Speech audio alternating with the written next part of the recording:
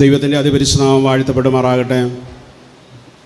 വീണ്ടും ഒരു പ്രാവശ്യം കൊണ്ട് നമുക്കിടവകയായിട്ട് ക്രിസ്മസ് കരോൾ സർവീസിൻ്റെ ഭാഗമായി തീരുവാൻ ദൈവം സഹായിച്ചല്ലോ. ഇന്ന് നമ്മോടൊപ്പം ആയിരിക്കുന്ന നമ്മുടെ വിശിഷ്ട അതിഥി പ്രിയപ്പെട്ട KG എബ്രഹാം സാർ, മനോഹരമായ ഗാനങ്ങൾ ആലപിച്ചുകൊണ്ടിരിക്കുന്ന നമ്മുടെ പ്രിയപ്പെട്ട ഗായക സംഘാംഗങ്ങൾ, നമ്മുടെ ഇടവയുടെ ചുമതലക്കാർ, പ്രത്യേകിച്ച് ഇന്ന് ഈ പ്രോഗ്രാം നമുക്ക് വേണ്ടി ആതിഥേയത്വം വഹിക്കുന്ന സൺഡേ സ്കൂള് ഗായക സംഘം, അതിനോടൊപ്പം യുവനസഖ്യാംഗങ്ങളുടെ പിന്തുണ, എല്ലാ ഇടവജനങ്ങളുടെയും പ്രാർത്ഥനയും സ്നേഹവും സഹകരണമാണ് നമ്മുടെ പ്രോഗ്രാമുകളൊക്കെ ഭംഗിയാക്കി തീർക്കുന്നത്. ഇന്ന് നമ്മൾ വളരെ താല്പര്യത്തോടെ ഇവിടെ വന്നിരിക്കുന്നത് മനോഹരമായ ഗാനങ്ങൾ കേൾക്കുവാനും നമ്മുടെ കുഞ്ഞുങ്ങളുടെയും ചെറുപ്പക്കാരുടെയും മുതിർന്ന ആളുകളുടെയൊക്കെ വ്യത്യസ്തങ്ങളായിരിക്കുന്ന പ്രോഗ്രാമുകൾ ഈ ക്രിസ്മസുമായിട്ടുള്ള ബന്ധത്തിൽ കാണുവാനുള്ള വലിയ താല്പര്യത്തോടെയാണ് നമ്മളിവിടെ വന്നിരിക്കുന്നത്. ഇന്ന് നമ്മളോടൊപ്പമായിരിക്കുന്ന പ്രിയമുള്ള KG എബ്രഹാം സാറ് നിങ്ങൾക്ക് പലർക്കും സുപരിചിതനായ ഒരാളാണ്.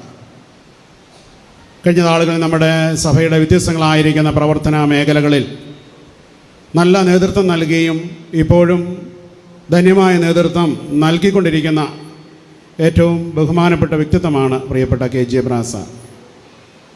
മർത്തമാ സഭാ കൗൺസിൽ അംഗമായിട്ടും സഭയുടെയും ഭദ്രാസനത്തിൻ്റെയും പ്രത്യേകിച്ച് സൺഡേ സ്കൂളിൻ്റെയും യുവനസഖ്യത്തിൻ്റെയൊക്കെ നല്ല പ്രധാനപ്പെട്ട ഉത്തരവാദിത്തങ്ങളിൽ വളരെ ഭംഗിയായിട്ട് പ്രവർത്തിച്ച ഒരാളാണ്. ഇപ്പോൾ Tholicode government UP school head മാസ്റ്ററായിട്ട് അനുഗ്രതമായി ശുശ്രൂഷ ചെയ്യുന്നു. കഴിഞ്ഞ നാളുകളിൽ കേരളത്തിൻ്റെ സംസ്ഥാന സർക്കാരിൽ നിന്ന് ഏറ്റവും നല്ല അധ്യാപകനുള്ള അവാർഡ് ലഭിച്ചിട്ടുള്ള മാന്യ വ്യക്തിത്വമാണ് പ്രിയപ്പെട്ട സാറ്. സ്വാഗത പ്രസംഗത്തിൽ സൂചിപ്പിച്ചതുപോലെ വളരെ താഴ്ന്ന നിലവാരത്തിലേക്ക് പോയ ഒരു സ്കൂള് കേരളത്തിലെ ഏറ്റവും ഉന്നത നിലവാരമുള്ള ഒരു സ്കൂളായിട്ട് ഉയർത്തിക്കൊണ്ടുവരുന്നതിൽ സാറ് വഹിച്ച പങ്ക് വളരെ പ്രധാനപ്പെട്ടതാണ്. ഈ കഴിഞ്ഞ നാളുകളിൽ കേരള സർക്കാർ തന്നെ ആ സ്കൂളിനെ പ്രത്യേകിച്ച് ഏറ്റവും നല്ല PTA ഒരു ബന്ധത്തിൽ വളരെ നല്ലൊരു അവാർഡ് നൽകി കേരള സർക്കാർ ആദരിക്കുകയും അംഗീകരിക്കുകയൊക്കെ ഉണ്ടായി എന്നുള്ളത് തീർച്ചയായിട്ടും അഭിമാനാർഹമായ കാര്യമാണ്. അതുകൊണ്ട് തൻ്റെ മേഖലയിൽ എത്രത്തോളം മാതൃകാപരമായിട്ട് പ്രവർത്തിക്കുവാൻ സാധിക്കുമെന്ന് വിദ്യാഭ്യാസ മേഖലയിൽ പ്രവർത്തിക്കുന്ന ഒരാളാണെന്ന് നമുക്ക് മുഖ്യ സന്ദേശം നൽകുവാൻ കടന്നു വന്നിരിക്കുന്നത്. അതുകൊണ്ട് ആ സാറ് നമുക്കൊരു മാതൃകയാണ്. പറയുക മാത്രമല്ല, വചനം ജഡമായി തീർന്നതാണല്ലോ ക്രിസ്തു സംഭവം. അതുപോലെ തന്നെ തൻ്റെ ജീവിതം കൊണ്ടും തൻ്റെ പ്രവർത്തനം കൊണ്ടും ക്രിസ്തീയ സാക്ഷ്യം നൽകുന്ന ഒരാളെയാണ് ഇന്ന് നമുക്ക് സന്ദേശം കൊടുക്കുവാൻ ലഭിച്ചിരിക്കുന്നത് എന്നുള്ളത് ഓർ ദൈവത്തെ സ്തുതിക്കുന്നു. പ്രത്യേകിച്ച് സാറിൻ്റെ സാന്നിധ്യത്തിലുള്ള പ്രത്യേക സന്തോഷം ഈ അവസരത്തിൽ അറിയിക്കുന്നു. ക്രിസ്മസിൻ്റെ ആദ്യത്തെ ക്രിസ്മസ് തന്നെ ഒരു നിലവിളികളുടെ ക്രിസ്മസാണ്. കാരണം നമുക്കറിയാം, യേശു കുഞ്ഞു ജനിച്ചു കഴിഞ്ഞപ്പോൾ ഹെരോദാവ് കൽപ്പന പുറപ്പെടുവിച്ചു, ഇത്ര വയസ്സിൽ താഴെയുള്ള എല്ലാ ആൺകുഞ്ഞുങ്ങളെയും കൊന്നുകളയണം.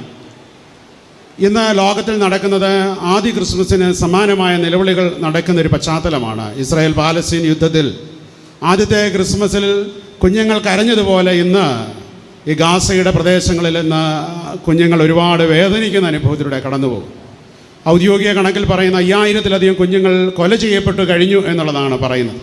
അത് ഔദ്യോഗിക കണക്ക് മാത്രമാണ്.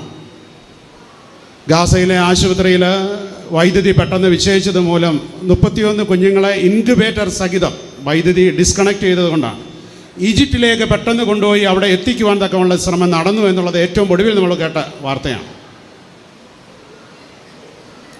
ആദ്യത്തെ ക്രിസ്മസിലും യേശു കുഞ്ഞിനെ കൊണ്ട് മാതാപിതാക്കൾ പലായനം ചെയ്യുന്ന അനുഭവങ്ങളുണ്ട്.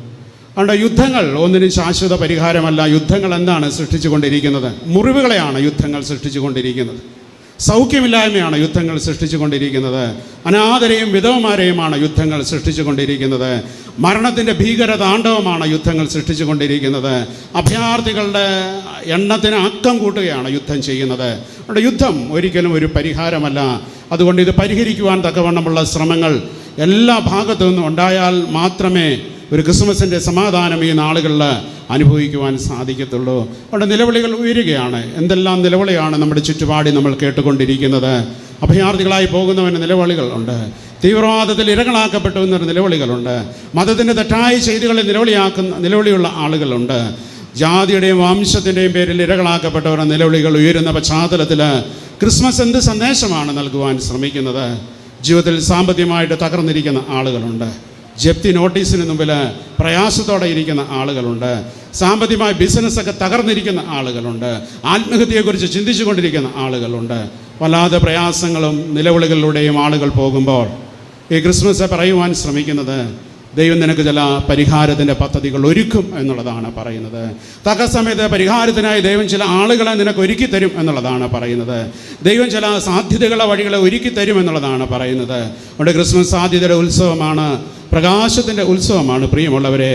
അതുകൊണ്ട് മുമ്പോട്ടുള്ള വഴികളിൽ ഈ സമാധാനം, ഇമ്മാനുവേലായിരിക്കും ദൈവം നമ്മോടുകൂടെ ആയിരിക്കുന്ന സമാധാനം ഈ ക്രിസ്മസിൻ്റെ കൊടിവരവിൽ പ്രാപിക്കുവാൻ തക്കവണ്ണം നിങ്ങൾക്ക് എല്ലാവർക്കും സാധിക്കട്ടെ എന്ന് പ്രത്യേകമായിട്ട് പ്രാർത്ഥിക്കുകയും ആശംസിക്കുകയും ചെയ്യുന്നു.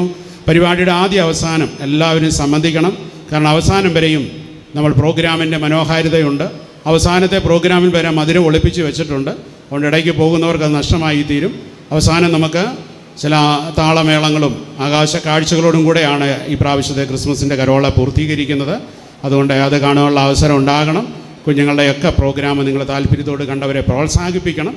ഏറ്റവും പ്രധാനപ്പെട്ടത് ഇതൊരു ആരാധനയാണ്. അതുകൊണ്ട് ആരാധനയോടെ ഇത് തുടങ്ങി. ആ ഒരു ചിന്തയൊക്കെ നമുക്ക് എപ്പോഴും വേണം, അല്ലേ?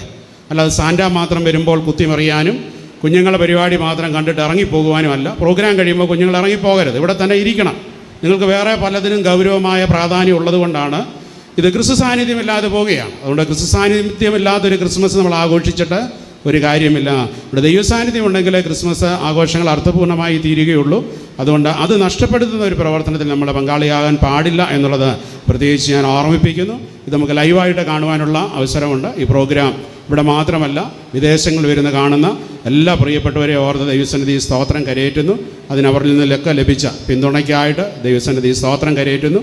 എല്ലാവർക്കും ഒരു പ്രാവശ്യം അർത്ഥവത്തായ ക്രിസ്മസും ഐശ്വര്യസമൃദ്ധമായ പുതുവർഷവും നേർന്നുകൊണ്ട് എൻ്റെ വാക്കുകളുടെ ഉപസംഹരിക്കുന്നു. സർവശക്തനായ ദൈവം നിങ്ങളെല്ലാവരെയും അനുഗ്രഹിക്കട്ടെ. ആമേൻ.